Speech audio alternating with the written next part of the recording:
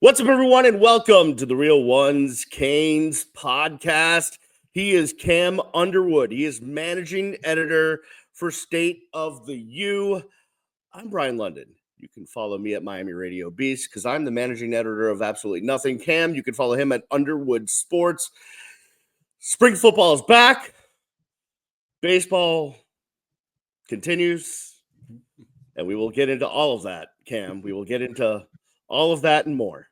Yeah, all of those things are true. Welcome back. Good to see everybody.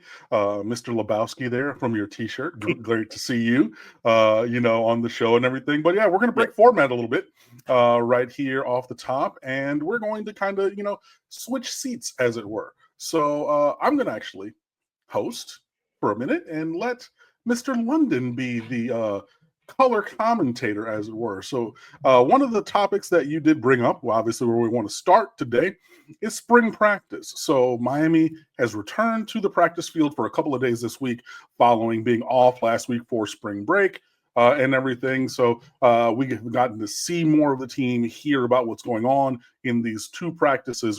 They've also shifted the practice days from Monday, Wednesday, Friday before spring break to Tuesday, Thursday, Saturday. So with Tuesday and Thursday behind us and looking ahead to Saturday, Brian, what's been going on? So I always like to be honest with people and tell people we are recording this Friday afternoon. So that's where we are. Whenever you're watching this, just know that we recorded this Friday, March 21st. So we have not yet gotten to Saturday spring practice yet. But, I think we get different coaches available during the week. And this week we got Jason Taylor and Damian Lewis. So there's a lot of defensive line talk, Cam. Okay. Always anything noteworthy that really I think and we knew this, but it was kind of nice to have it reiterated. Not nice, but it was good for me to see it reiterated that Jason Taylor talked about Ruben Bain and how last year wasn't a wonderful year for him, but again he got injured in the second play against the University of Florida. I believe it was a hamstring injury. And basically, Coach Taylor basically said, hey, he never came back from that. He was hurt the entire year, which makes sense, right? Like, great to see the kid come back and from that injury and give it a go. But yeah, a hamstring is always until it's healed, until it's until you're 100%. It's not going to feel right, especially for at that position, right? Or really any position, to be honest with you. So, from what I'm hearing from everyone I've talked to, Ruben Bain is having himself quite the spring practice. So it's kind of good to see him regain his form because I think he can be the heart and soul of that defense if he wants to be. He's Miami through and through, and I think he's the kind of personality and the kind of has the kind of emotion that can really unite that side of the football. So to see him back in kind of top condition and healthy is a really good sign. And I can't wait to see what third-year Ruben Bain looks like when healthy, because I think he can take that next step. And I mean, that's great to hear and everything. And as you've been talking, I looked up the statistics. He was literally half the player as a sophomore than he was as a freshman. 44 tackles down to 23, 13 TFLs down to 6, 7.5 sacks down to 3.5, and then removing the forced fumbles and PBU that he had as a true freshman. So, yeah, literally half the player. We saw that he was injured. We said that he was injured, and it's not a good thing, but I do agree with you that it's good to have that confirmation that, like, what we saw was what we saw. Like we said throughout the year, it didn't look like he was healthy, and getting confirmation that he was not, hopefully is something that we can build on now that he is healthy and slimmed down a little bit. What else about the defense or Ruben Bain or practice? Yeah, no, also good to see Armando Blunt seems to be kind of coming into his own. His body has gotten better as he has matured and worked out more. So that's good, because I think there was a lot of high hopes for him coming in. But a lot of times, like, we expect so much from freshmen, and we tend to forget especially now when guys are reclassifying or what have you, but that these are still kids when they come in and they're, they may have played out in high school, but their bodies aren't ready for college football yet, or it's taking them time to adjust to the speed of the game and all the things that go up when you go from high school to college. So to see Armando kind of coming into his own this spring is really good to see. Justin Scott, another one, he did play some last year, but obviously again another kid you expected to come in and have an impact, and now he's starting to really come into his own. So I think I really like I really like what I've seen as far as what Jason Taylor and Damian Lewis have done with these guys over the spring and the defensive line. And I think the amount that they can still improve, especially the young guys like Blunt and Scott, from a body standpoint, right? Going from after spring into fall camp, right? They're going to be working out this entire time. So what are they going to look like in the fall, right? In August, when it's media day or what have you, when we get down there, when I see these guys, I can't wait to see what they look like when we get to that part of getting ready for the season. So I'm excited about that. Other things on defense, a lot about Xavier Lucas on the defensive back, the transfer coming in. He looks to be a guy that's going to play a major role, but there's still some question marks, right? Like we know, like I trust OJ, right? OJ Frederick starting corner. Right. Mm-hmm. Who else am I going to trust? And I'm not sure that is definite yet. I'm not sure that has been something that people have said, all right, yeah. No, it's these four or five guys that you can definitely count on to start and be the go-to guys in that defensive backfield, which again, as we talked about last week, is the position of a dire need to get better for the entire team and really hurt the defense last season, right?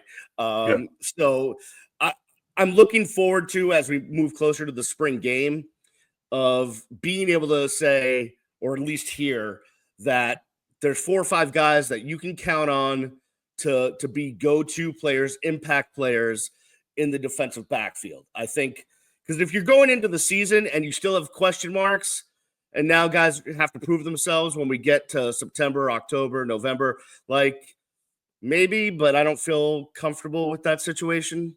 Again, I'd like to be more confident as we get to August, I guess. Okay, so then let me ask you, what would make you more confident? Because without having interscholastic opportunities, right? So there's no like the way you put that. Practices, there's no like basketball. In the world of college basketball has secret scrimmages where you bring in another team and you like put your team on the court against somebody else, so you kind of get that measuring stick. So absent an interscholastic opportunity to really show and prove until the season opener, what are some things that you would like to see that would help you feel more confident about the secondary or any part of this team? Well, like, I mean, obviously, like, we'll be watching the spring game, but the offenses are going to be so vanilla that I'm not sure. The offense is going to be so vanilla during the spring game, right? Like, we know this, right? And by the way, I think I forgot who wrote this. I don't know if it was Barry Jackson or someone else, that they may not televise the spring game. So just stick a feather in your cap on that one. But, so listen, we may see some good defensive back play in the spring game because the offenses are going to be vanilla, but you always get tidbits, right? And you always hear about guys and how they're improving over the offseason, even though there's no practices per se. For those of you not watching, I have the air quotes up. But the guys are working out and they're working against each other. And we're going to see guys like JoJo Trader, Malachi Toney, and Elijah Lofton going against the secondary in off-season practices. And we're going to get word. We're going to hear who's looking good, who's not looking good. I just want to feel like when we get to August, I want to feel like, okay, I've heard some good things about some guys. I have a positive vibe as opposed to the taste in my mouth right now about the secondary, which is very bleh. Okay.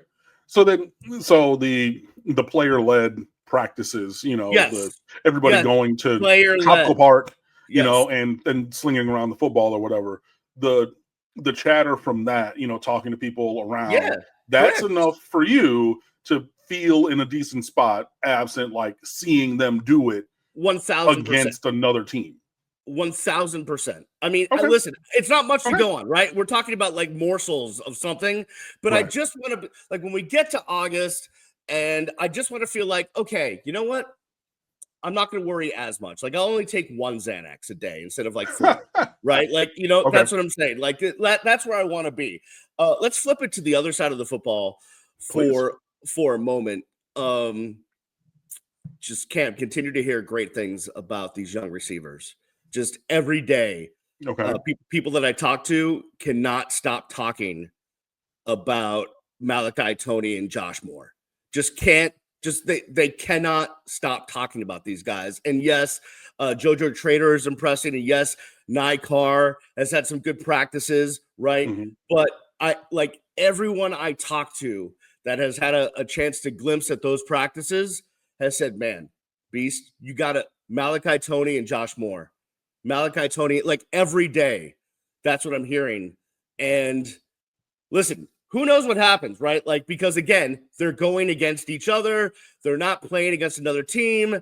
Every day is not like it will be, against a Notre Dame or a Florida, whoever. But just to get that kind of vibe about these young guys makes me feel really good. Now, listen, and we'll talk about pro day coming up, which is coming up on Monday, and we know the amount of talent they've lost at wide receiver. So here's the equation, right? Just because you have these guys on one side that are performing well in practice, does that mean they're ready to equal what you lost in the guys that decided to take their talents to the next level or graduated, right? And I don't think that's the case yet. Like, I'm not ready to tell you that Nye Carr, JoJo Trader, Malachi Tony, and Josh Moore are ready to replace, everything they lost in Restrepo or in Horton and George and whatnot, right? Like, I'm not there yet. But I like to think that that JoJo, Nye, Trader, and Josh Moore will be able to at least have an impact in some way, shape, or form this season, with JoJo hopefully being the number one out of all those guys. So let me then throw this to you, because Mario Cristobal spoke earlier this week, coming back off of spring break, and was very complimentary about Ray Joseph, somebody who has not been talked about as much in, focusing on Malachi Tony and everything. What do you feel is his place? What's your, all right, so do I have to, I'm going to. Yes. Well, first of all, move your hand from in front of your face, because clearly we want people to hear you. No, we don't want anyone to see. We don't want anyone to see me, though. But we need to hear what you're going to say. Yes, the audio medium. Yes, I get you. You and everyone have been waxing poetic about Malachi Tony, and Mario Cristobal is like, hey, wait, Ray Joseph's still here as well. Yeah, but discuss. So when I watched that presser, the first thing that came to my mind is, he's got to do a little confidence boost talk. Like, this is he is saying, listen, I'm not discounting that Ray's having a good spring, or that he's performed well, or that he whatever. But I felt like in that one instance, when Mario addressed the media after spring break, first practice after spring break, he made it a point to talk about Ray. And I felt like, because I've been around, it's not my first rodeo. I felt like that was hey, Malachi Tony is getting all the run here. He's all over every outlet that covers the Canes. Let me give a little push to this other guy who deserves it. He's working hard. Like, let me give him some run in the media. That's what I felt like. Again, not discounting the work that Ray has put in, but I felt like that was Mario kind of playing the emotional game more than anything else. A little saving face, a little, pump the guy up, hopefully get him to, climb down off of the ladder that leads directly to the transfer portal today, kind of a thing. Like, we're all here. We want you to be successful, kind of a thing. Yeah, 1,000%. That's what I mean. That when I first watched that presser, that's the first thing that came to mind. Could I be completely wrong? Could Ray Joseph be having just an outstanding spring and he's ready to take, really show what he's capable of? Mm-hmm. Maybe, but that wasn't the first thing that came to mind when I saw the presser was that, oh yeah, Ray showing out and he's going to be a totally different guy than he has been since he's been here. I mean, maybe that's unfair of me, but that's kind of where I went with that. Well, but I mean, I did ask what your opinion was. So, obviously I appreciate you sharing that. And I know that it's a thing that people are going to mention when you talk about all these wide receivers going to, or leaving out Ray Joseph from the list of 4 or 5 that you repeated a couple of times. So I just wanted to get ahead of the comments so you guys can hop in the comments and discuss what you think. Before we move on from spring practice, talk to me about Elijah Lofton for 1 and Carson Beck for 2. Elijah Lofton is he is doing everything that you want him to. He's taking it to the next level from everything I've heard, which is what you need. And I think every time I hear him speak or read about quotes that he has or see the coaches talk about him, it is not only his ridiculous athletic ability, and I think he's probably one of the best athletes on the team, but it is his versatility and what they can do with him that is going to make him stand out, right?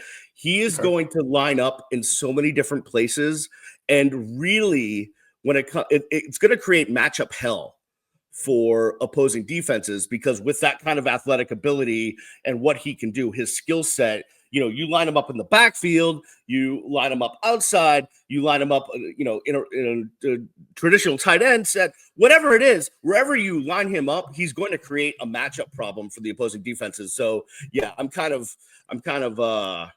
getting a little worked up about Elijah Lofton. Like I might go grab that jersey. I don't know. We'll see. You don't already have a number? Well, now that there's names on it, you cannot just reuse your Brevin Jordan anonymous number 9 jersey. No. I mean, I want to contribute to the dude's NIL. Like, I don't want to rehash old guys. I mean, let's go. No, you literally saw me realize, oh, hey, wait, the names are on the jerseys now. So let me change my statement. Cool. Yeah. Quarterback, Carson Beck, Wagwan. I think the thing about Carson Beck, a couple things that we're hearing is, one, rehab is going really well. Like really, really well, on pace, good to go. And he's locked in with this team, being a leader, like doing the utmost as far as watching film with the guys, being in the quarterback room, doing all the stuff that you need QB1 to do. He is doing it. Last week we had some off the field distractions, but I don't think they've made their way to doing anything to hurt his participation in spring practice. Look, we'll put it like this. He and his girlfriend reportedly broke up. It's a thing that happens. Oh, but it's not. Listen, I don't want to go there. I know that I'm boiling it down to the very lowest common denominator. I was going to say I was in multiple relationships in college. They ended. We broke up. Whatever. I still want to go perform the duty and function that I performed in my performing group, which was in music and not on the football field. I know athletes who in every single sport went through breakups and things like that. Look, it happens. He's here, onward, upward, and forward. Anyway, back to the lecture at hand. Love to see that. Love to hear that about Carson. Are there any other topics, players? Yeah. Well, I did want to bring this up. By the way, when you were in your relationships, people weren't posting snaps of you guys. Anyways, so because it didn't exist because we're old. So I did want to talk about the quarterback position outside, because we did a big thing on this last week. But Beck is getting back, so that leaves 3 quarterbacks, right? Emory, Luke, Judd, and Emory has looked the best. And like you can tell my apprehension as I say that, because like we're talking like, tallest short person, if you will. Yeah, he's going to be the biggest person in Lilliput, but still nowhere near, Gulliver. I get it. But the concerning thing that I heard this week is that Luke hasn't really taken that next step yet that you might want him to take. If God forbid Emory transfers, you need Luke to be the backup, whatever it is. Right. And I know that we have kind of discounted Judd, but he actually had 1 or 2 good practices this week. Now, that doesn't mean a whole hell of a lot, right? Guys, like, listen, we've all been there. And I can tell you from being around the team, even back in the day, right, that there could be a guy that's now a Hall of Famer that has a bad practice, right? And there can also be a guy that never made it to the NFL that had an amazing practice, right? Like, that stuff happens throughout the course of spring or fall camp, all that stuff, right? Up and down, whatever. Now, you like the guys to be consistent and Mhm. and stay at their level, but that's not always the case, right? Yeah, I mean, you never know, right? Like, one guy could, he could have the flu and he's off one day, or another guy can just, like, man, just sees the field incredible one day, but the next day he doesn't, and that's kind of an issue. But I'm just going to say, from this past week, there were some people that were a little concerned that, like, Luke didn't look as well as they thought they wanted him, or wanted to see him look at this Mhm. point. So, just keep that in the back of your head, something to just keep in the back there. Just, we'll see what happens. Yeah. We'll see how it all plays out. But yeah, that's kind of what we're getting as far as spring practice so far. And again, we're recording this on Friday. They'll have another one tomorrow, so we'll get the readout from that one. Yeah, absolutely. And I mean, I think that that's a good point to be made. You do need a decent backup quarterback because you're one play away from being the man. We saw it with De'Aaron King. We saw it with Tyler Van Dyke. We saw it like, hey, one play, all of a sudden, that next dude is the guy that's in the game. So yeah, I do think that Emery is the best option of the ones there right now, but that still doesn't instill confidence. In terms of Luke Nickel, hey, everybody's not going to come in and be a freshman All-American. Maybe he needs that mango season to really, come along, and we'll see. But it seems like you have your hand up in the front row there, Yeah, Mr. well, London. the Yeah, one, sir. yeah, the one, because I think this is an important point, right? Yeah. As we think about the quarterback position as a whole, Yeah. is, and Brandon and I used to talk about this a lot, which is playing quarterback now in 2025 is totally different than it was even 5 years ago, Mhm. definitely 10 years ago, right? Like, it's a position that is going to put a quarterback much more in harm's way because they're going to be out of the pocket a lot more. Now, listen, Cam Ward managed to do a great job of trusting his offensive line and trying to stay behind them. If he had to get out of the pocket and run, he did. But for the most part, he did a really good job of handling any kind of pass rush and all of that. But Mhm. as we've seen throughout college football and the NFL, as quarterbacks decide to take their game outside of the pocket, whether they're moving to throw the football or they're moving to run, they put themselves in harm's way. And my point of bringing that up is you're going to need a backup.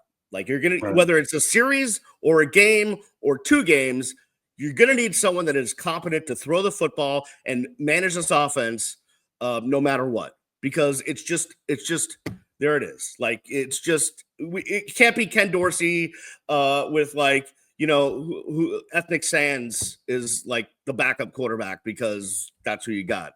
Mhm. It can't be like that anymore. So Okay. you need someone behind the starter Mhm. that can handle everything. Got you. Okay. Well, those have been, some thoughts from practice. Be sure that you guys hop in the comments and let us know what you think about all of those positions. It has been fun to drive the first part of this A block.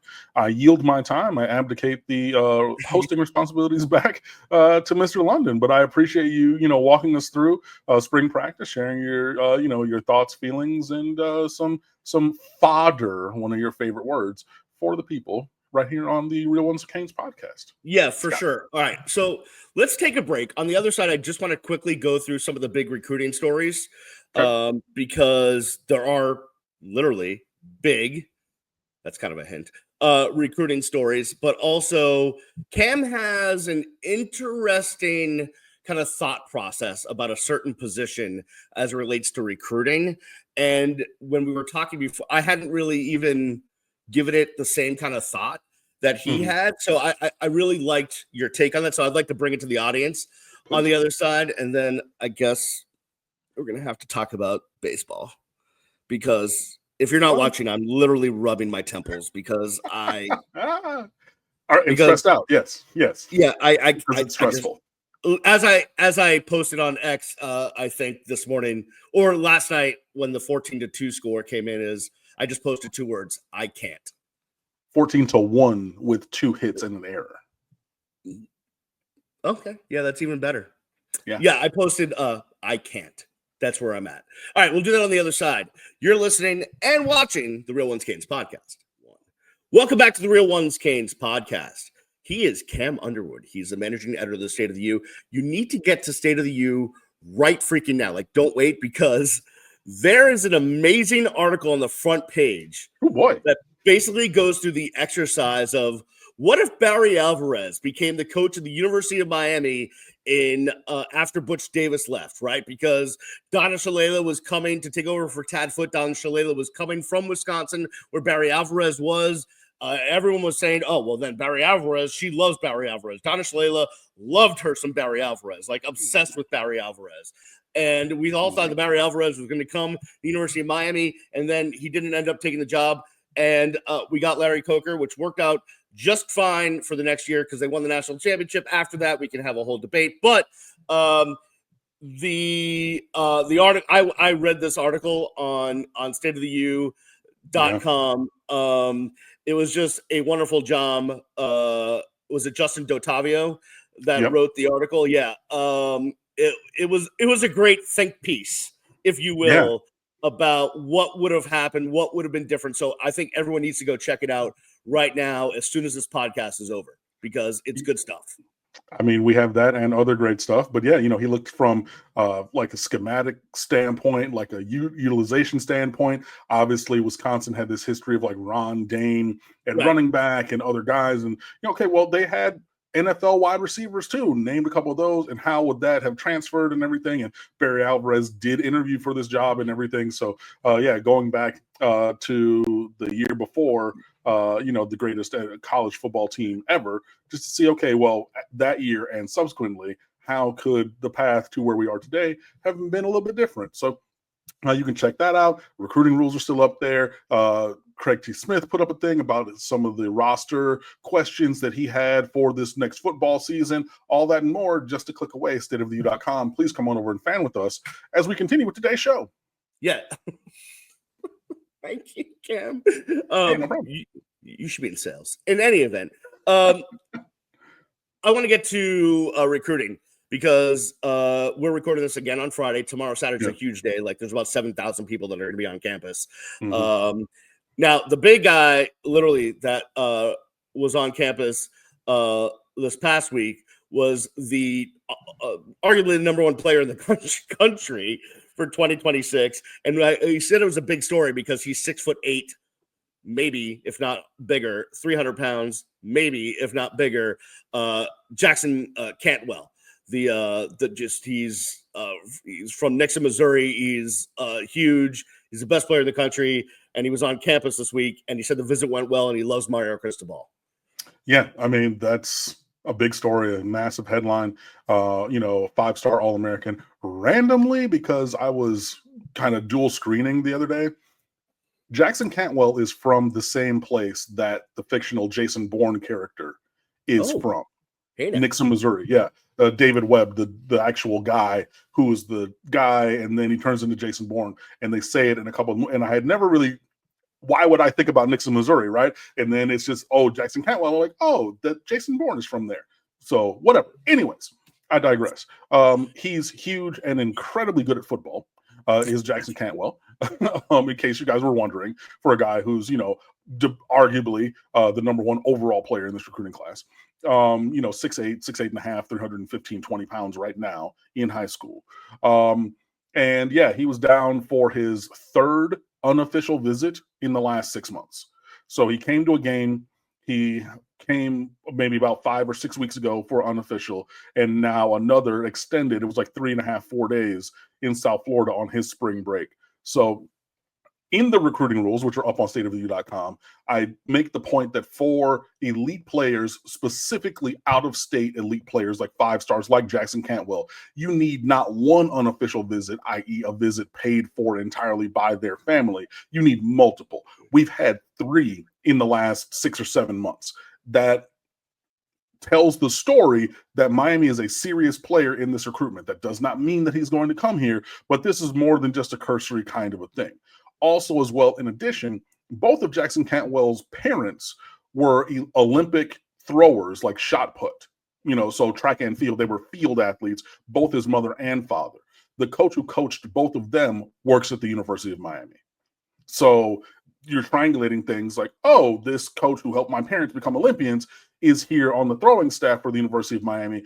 And as Brian so eloquently said, Jackson Cantwell loves Mario Cristobal, Alex Mirabal, the offensive line-centric mentality of this team and what they've done in terms of utilizing offensive linemen who come into their program and developing them all the way through their career and beyond. And then he's just one of the things that stood out to me from all the reporting from this last visit for Jackson Cantwell is like, hey, I saw entirely what it would be like to be a student athlete at the University of Miami. So all the parts and pieces of like the academics, the social life, they're like all of the things that you want to see and know while you're evaluating these programs and making a decision, he saw. So Miami is in a competitive spot. So I'm not going to say use the Gabby. I like Miami here. I would love Miami to get Jackson Cantwell, but we're in a competitive place with 3 unofficial visits in a short time already taken. And if you look up Nixon, Missouri, it's in the middle of nowhere. So I say that to say you got to find your way from the middle of nowhere to South Florida 3 times in 6 or 7 months. Not an inexpensive journey, right? So you have that, and his first official visit on May the 9th is scheduled to the University of Miami. Now, you're going to go toe-to-toe against every blue blood in America for this player, whether it's Michigan, Ohio State, Georgia, Alabama, Oregon. Everybody wants this guy. But Miami is doing their job to put themselves in the best position possible to get him to eventually pick the University of Miami. So again, I do believe that Miami is in a competitive spot with Jackson Cantwell. We'll see how things continue to develop because, again, everybody else in America where he has future visits coming is going to be, leading with their best foot forward. I'm sure that the NIL number is massive for this massive player. But yeah, like I said, at this current juncture, Miami is in a very competitive place for Jackson Cantwell, but there are still miles to go before we sleep. Yeah, no, that's a huge story. One we'll continue to follow. The other story, so as we said, there's a bunch of recruits that are going to be on campus. We're recording this Friday, tomorrow, Saturday. One of them is a hard commit to Oregon, a running back, Tredarian Ball. And we were going to bring that up, but then Cam had interesting angle on the running back position that I'd love him to share with you guys because I hadn't kind of gone down this path with that. But go ahead. Yeah. So I'll start with the player and then I'll go to the position. So Tredarian Ball from Texarkana, Texas. It's literally a town that splits the borderline of Texas and Arkansas. So there is a Texarkana, Arkansas high school and a Texarkana, Texas side of the line. It's like a Kansas City, right? Kansas City, Missouri, Kansas City, Kansas. Right? Yeah. And ironically, my grandmother, God rest her soul, she lived in Kansas City, Kansas for a little bit while she was doing seminary school in Kansas City, Missouri. So been there as well. But yeah, so it's a literal town and the state line goes between. And so it's technically in 2 states. So it's 2 towns. Again, he's from Texarkana, the Texas side. I believe that's the same place that Ryan Mallett, the former quarterback at Michigan and Arkansas, was from on that side of the line, even though he might have been on the Arkansas side of the line now that I think about it. Anyways, this is a kid with 10.5 speed in the 100. He is electric, elusive, explosive. He's an offensive weapon.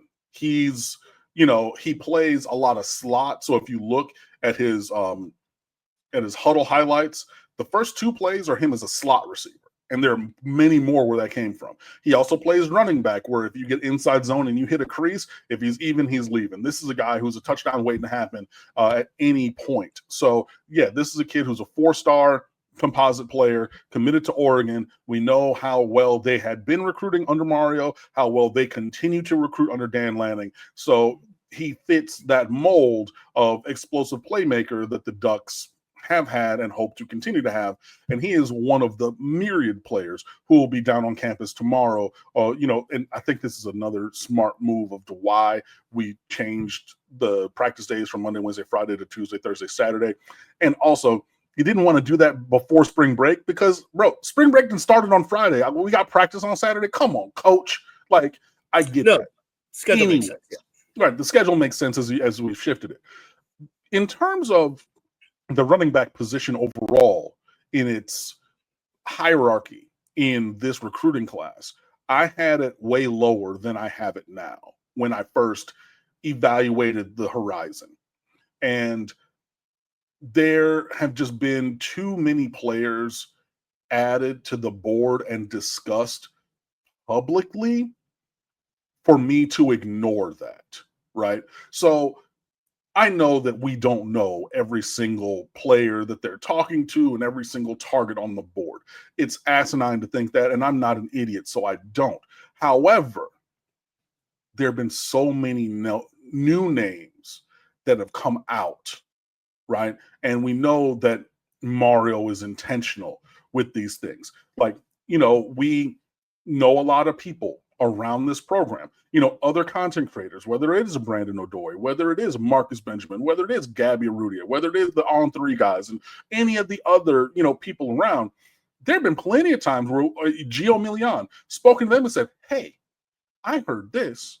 Staff members asked me not to tell anybody. So I'm telling you because I know you, but this is behind the curtain kind of stuff."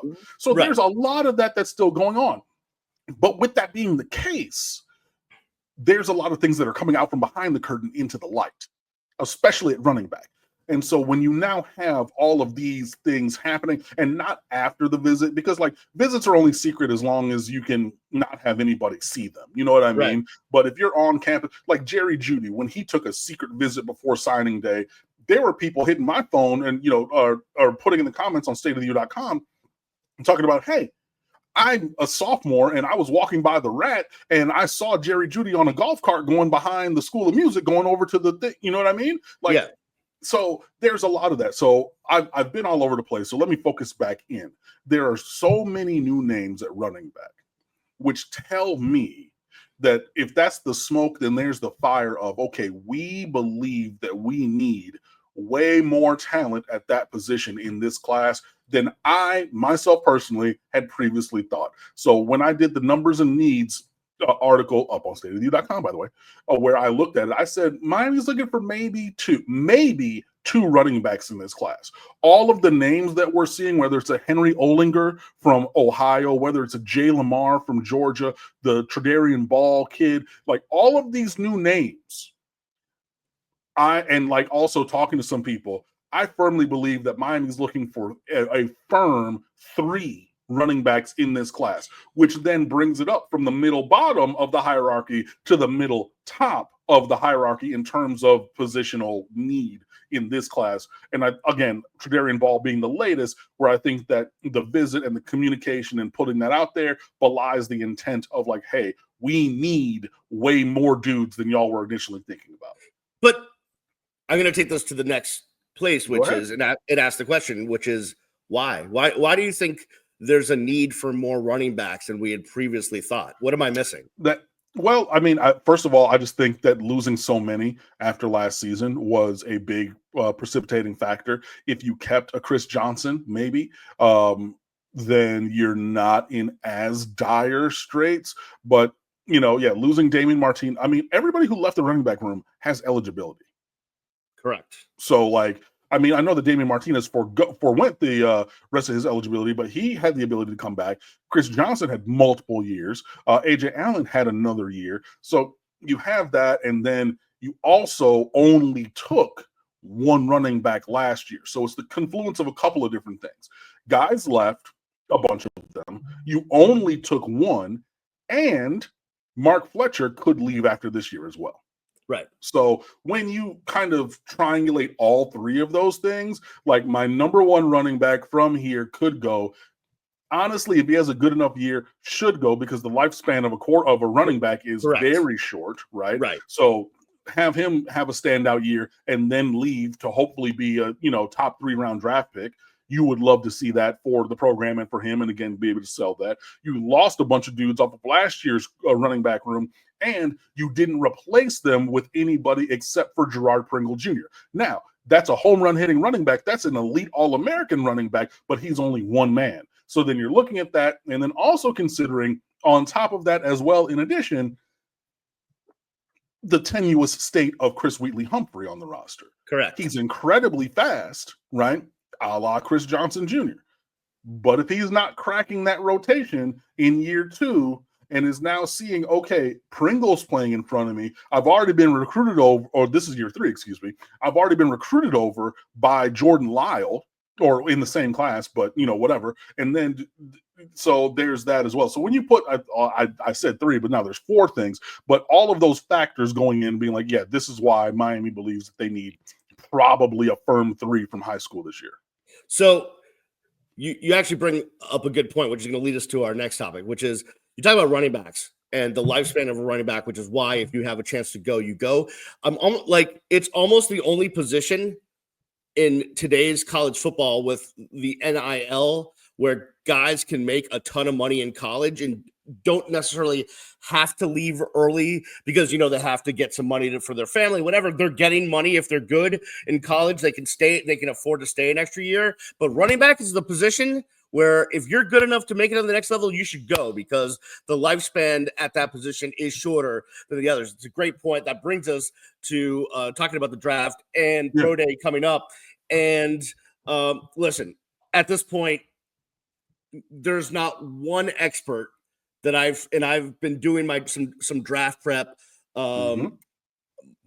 for some stuff, and there's not one expert that has said that Cam Ward's not going to be number 1. He's going to be whoever drafts, if there's a trade, whatever happens, Cam Ward is your consensus number 1 pick in the NFL draft.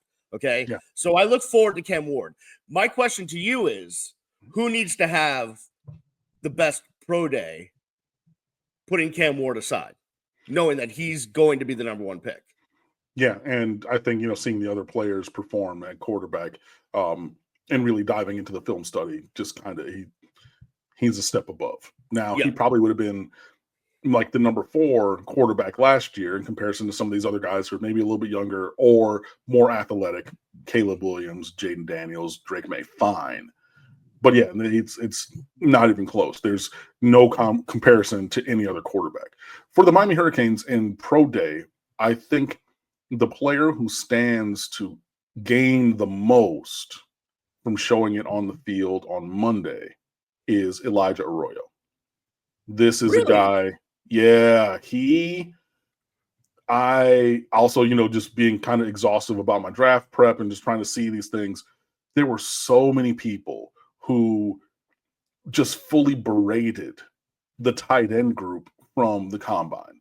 They're like, there's Colston Loveland, there's the Warren kid, the Warren kid from Penn State. Penn State, yep. There's Colston Loveland, and then nobody. Like even Harold Fannin Jr., but he's smaller. I was very surprised that he actually measured in around 6'3". I thought he was way closer to 6'1", but okay, good for him. But there were so many things that were saying, I saw so many graphs and data breakdowns of like the direct correlation between elite athletic ability and change of direction at tight end and on-field success. Like there's just a 1-to-1 correlation. And there were so few players at the combine at that position who actually tested in a very, upper percentile for movement at tight end. And that's where there's this gap, this bubble, where like if Elijah Arroyo tests the way that I believe he can test, he firmly slides into tight end number 3 in the draft. And now you're looking at a top 75, probably second round-ish draft pick, as opposed to like a top 125, which is maybe a 4th. So I think that he has the most to gain and show individually.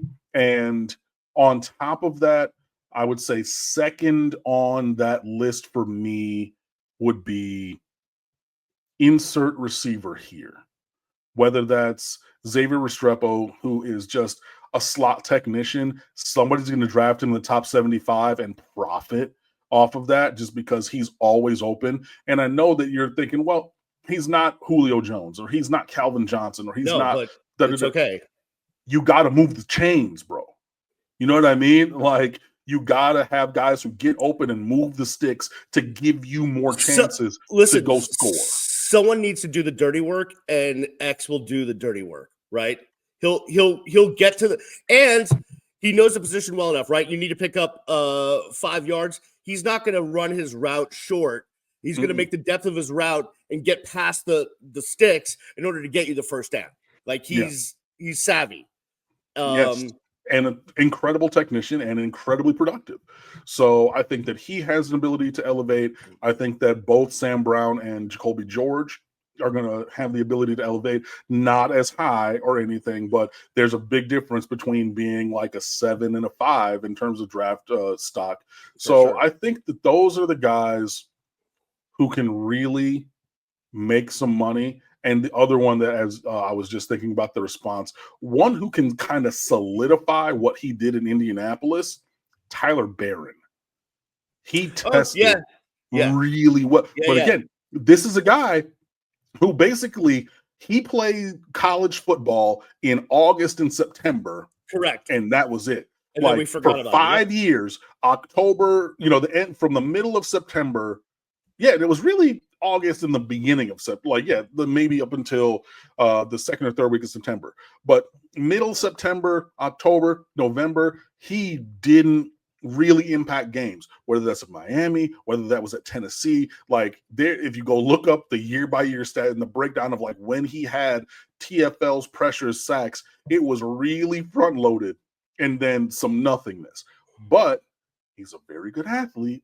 And he tested very well. And I think that if he backs that up with testing very well and doing position drills in a very productive way again on Monday, he's a guy who can maybe lock himself in as a top 4, maybe top 3 round draft pick, which I know you're listening to this being like, Cam, he didn't do anything. Brother, sometimes it's Jimmy's and Joe's over X's and O's, and I got a big, fast, strong guy who continues to show that he's big, fast, and strong, and you're going to take a flyer on him, a la a Miami native who went somewhere else, Shamar Stewart, who had 1 sack, this past year at Texas A&M, but is a physical freak and tested in like the 99th percentile, and now people are talking about him as a top 15 NFL draft pick. Not the same as Tyler Barron, because like he'll be long gone before Tyler Barron's name is thought of, but in a similar vein for being big, fast, and strong and testing that way, I think that Tyler Barron can make himself some money on Monday as well. Yeah, no, that's a good assessment. I just looked this up. I don't know why I find this kind of surprising, but Tyler Barron ran a faster 40 than Elijah Arroyo. Elijah didn't run. Or whatever time Elijah, I don't know if he ran, not the combine, but whatever his time was, I guess coming out of Miami, that the scouts kind of used or is out there in the world, was a 4.69. Tyler Barron ran a 4.62. So but what I think my point is, he's a hell of an athlete, and that's always going to be intriguing to the NFL teams. All right. I'm taking it also while you're thinking, I think that Elijah Arroyo runs sub 4.6. Like I think he runs in the mid low 4.5s when he gets through testing on Monday. Correct. Because like he has that kind of speed. And like I don't think it'll happen at 6'5", 251. Yeah. If he cracks south of 4.5, no. Print it. Print all of the money. And if I'm him and I run sub 4, even if it's 4.49, 4.499999, but it has a 4 point and a 4, I'm going over to Mario saying, thank you, coach. It's been real. It's been fun. I'm going to watch over here on the sideline with y'all boys. I ain't doing nothing else. I like it. All right. I've while you were talking, I managed to throw back a couple of Advil because I already have a headache. But UM baseball got mollywopped night 1 against Florida State. Now Florida State's good. Give them all the credit in the world. But Cam, we are about 2 hours away from game 2 as we record this on Friday. And I don't expect it to be any better. Maybe I will be surprised. I don't expect tomorrow's game to be any better. So let me stop you here. In case you're under a rock and don't know, Florida State beat Miami 14-1 in 7 innings because they were up by 10 or more than 10. So we got run ruled at home. Florida State is arguably the number 1 team in the country. Yeah. They hit 6 home runs. Miami had 1 run on 2 hits with an error on defense. So their line score was 1-1. And both teams changed coaches 2 years ago. Yep. Florida State looks like, I said, potentially the best team in America. And Miami looks like they're looking. Squeaked by FAU on Tuesday for a midweek and lost every single game they played last week. In Orlando against UCF on Wednesday last week, got lost and then went up to Winston-Salem to play Wake Forest and got swept. So Miami's 1-5 in their last 6 games. And I think it extended out 3-7 in their last 10, I want to say, after dropping the series the weekend before.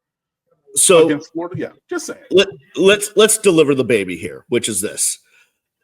Cam, I'll let him speak for himself. He already has an opinion here, and so why don't you get yours out there first before I try to wrap my mind about what I want to say. Oh, okay, cool. Fire JD Arteaga yesterday. There it is.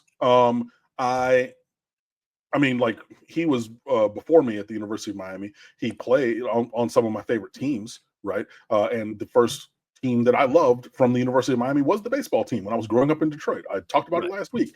I love Hurricanes baseball. He got to go. And this was yet another, it looks like very bad, nepotism, the calls coming from inside the house hire instead of really going after somebody. Now, I know we went after the Wake Forest coach and he didn't, take the job or whatever, but you got to go get somebody. And like in football, we've done it. In basketball, we've done it. Go hire somebody up from their good job to get them to the University of Miami, a legacy championship program. This is terrible. This is atrocious. We are wasting a legendary player, another one, in Daniel Cuvée.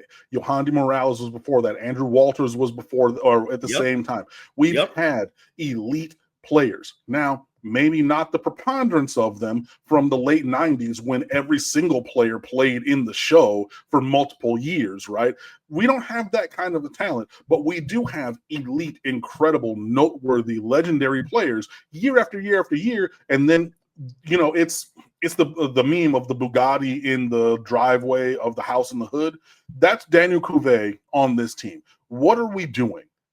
We're going to get run ruled again by Florida State 2 more times, and they're going to laugh all the way to the bank, back home up to Tallahassee, and we just got to sit here and do this another year where, okay, cool, it started off fine, but then you're not competitive against UConn. And I know that UConn baseball is better than they were when I was in college, but that's laughable. You have a late inning comeback against FIU. Again, they're a decent team. That's laughable. And this kind of thing continues. And it's, there's so many guys, that talk about this on social media. Well, the freshman class is really incredible. And if you give them another year or two, and we've been saying that for many years, even from back when Jim Morris was here. And it continues to be substandard, like pretty much across the board with this program. And, I'm fed up with it. I'm tired of it. Fire him yesterday. I wanted it to work. I'm already off the boat. This is the same kind of a thing that I said about Manny Diaz when Michigan State came down here, and then Coach Mel Tucker in his 1 year there in his post-game presser said, we could tell that team was soft. So like the Navy SEALs, we're going to drag them into the deep end of the ocean and watch them drown and blow them out of their own building because they're soft and they ain't like that. And we're Michigan State and we are like that. Florida State baseball is doing the same thing. Florida baseball isn't even good, and they got whooped. I mean, they got their butts whooped up in Gainesville. Wake Forest, they're really good, but you're not even competitive. I'm done with it. How do you really feel? Well, Brian, it's good. Here's my thought process, okay? I am not a proponent of firing coaches if you don't have to, because I believe in consistency in programs. I'm definitely not a proponent of firing them in the middle of the year. But you talked about substandard, right? And I'll use that word standard. Mario Cristobal always uses that word, and he'll say, we have to be up to the standard. Right, because there are standards at the University of Miami. Right, and the standard for University of Miami baseball is to get to Omaha. Let me tell a little story, okay? 2 stories, but they're quick. One, for the longest time, I don't think they do it anymore, but when the University of Miami baseball team, since the 80s, would break the huddle before they ran out on the field and took their defensive positions, they would break the huddle by saying Omaha every game. That's what they did. They don't do that anymore. Even in fall practice, guys. Yes. Even in October fall ball. Yeah. The orange and green World Series, they would call Correct. it. 1, 2, 3. Omaha in October. Correct. Yes, because that's the standard. Sorry, I jumped in there. I'm sorry. The program obviously got its start under and came to prominence under Ron Frazier. Ron Frazier retired. They made his assistant Brad Kelly the coach. That was a debacle. It went terribly. They didn't go for another Miami guy to come in and be the coach. They went to another program where there was this guy who had Kevin Brown and Jason Varitek and Nomar Garcia-Parra and was absolutely kicking ass. His name was Jim Morris, and they brought him into Coral Gables. Now, when they brought Jim Morris down to Coral Gables, they're taking Coach Morris a tour around Mark Light. Hey, Coach, here's your digs, here's your office, all this stuff. They take him into the locker room, and he goes into the bathroom, and there's some sort of trophy in a stall. And Jim Morris asked, I don't know if it was Paul D or whoever was taking him around, said, why is that in the stall? They said, Coach, that's a second place trophy from Omaha. We don't want it anywhere but in the bathroom. True story. That was the standard at Miami. We are so far from that. Miami's not been to the College World Series since 2016. That's 8 years. I can't even remember the last time they won a regional. When was the last time that we went to a regional? I don't even know. I can't even tell you. Not even supers, right? So, not even super regional like the quarterfinals or the round of 16 that gets to the 8 that go to Omaha. Right. The last time that I remember a few years ago, Miami went 0-2 in a barbecue in their own regional. Yes, that is true. It's unacceptable. So here's what I'm going to say. I'm pretty much with you, but here's my caveat. Mm-hmm. The only way JD Arteaga could save his job at this point, and I'm Friday night, we're before game 2 of the series. If somehow Miami comes back and wins 2 games against Florida State, sure, coach another week. But other than that, hit the road, Jack. That's where I'm at. And don't you come back. No more. I hear you, man. We need to stop this in hiring. We need to actually go and get somebody from wherever.